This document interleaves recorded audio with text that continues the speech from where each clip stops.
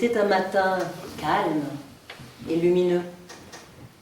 Bouddha se promenait dans son paradis, le long du lac.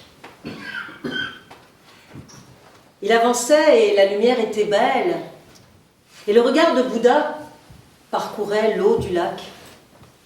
Mais le regard de Bouddha voit bien au-delà des choses tangibles. Et le regard de Bouddha a traversé l'eau du lac, a traversé les brumes terrestres, a traversé même la géosphère.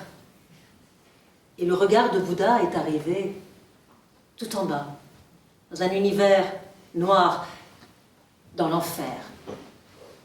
Et le regard de Bouddha a vu l'immense foule des damnés qui s'agitaient, qui essayaient de s'extirper sans succès de cet endroit sauvage.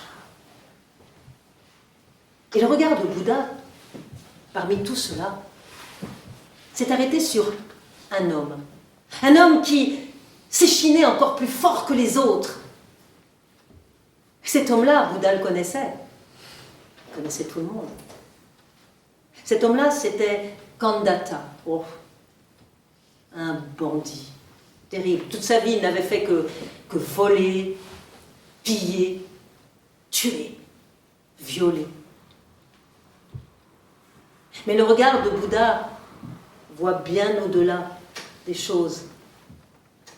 Et tout d'un coup, à l'intérieur de l'âme si noire de Khandata, Bouddha a vu une toute petite parcelle de lumière. Et Bouddha s'est souvenu. Il s'est souvenu d'un jour dans la vie de Khandata, quand Khandata était sur la terre. Il venait de faire périr quelques villageois, de voler de l'argent, et il courait à travers la forêt pour fuir ce village, et les poursuivants qui s'étaient mis à le pourchasser, il courait, et sur le chemin, tout d'un coup, Khandata a vu une araignée. Une araignée qui s'était mise à traverser juste devant lui, et Khandata savait que son prochain pas, il allait écraser l'araignée. Et tout d'un coup, ce jour-là, Khandata, pour la première fois, Khandata a décidé d'épargner une vie. Et il a allongé un tout petit peu sa foulée et son pied s'est posé à côté de l'animal. Et c'était de là que venait la petite parcelle de lumière dans l'âme noire de Khandata. Et Bouddha s'est dit, si cet homme a épargné une vie, la vie de l'araignée, peut-être une araignée pourrait-elle le sauver? Alors il a regardé autour de lui et entre deux tiges de lotus, il a vu une toile d'araignée. Et une araignée qui la fabriquait. Alors il a remercié profondément l'araignée, il a détaché délicatement un fil et il l'a laissé pendre. Il a laissé pendre à travers le lac céleste, à travers les brumes terrestres, à travers la géosphère, jusque dans l'enfer. Et tout d'un coup, Kandata a vu devant lui un fil de lumière. Et en levant les yeux, il a vu que ce fil venait d'un tout petit trou de lumière là-haut, dans le plafond si noir de l'enfer. Alors Kandata s'est accroché au fil. Et il a commencé à grimper. Et il grimpait. Il grimpait pour s'extirper de cette masse des damnés. Il grimpait, il grimpait.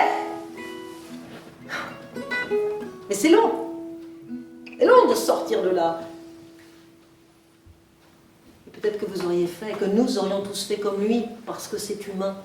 À un moment, il s'est arrêté pour regarder vers le bas, pour voir le chemin qu'il avait parcouru.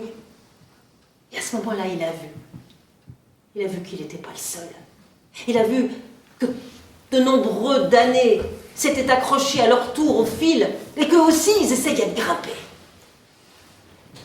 Alors Kandata a hurlé. C'est sorti de lui.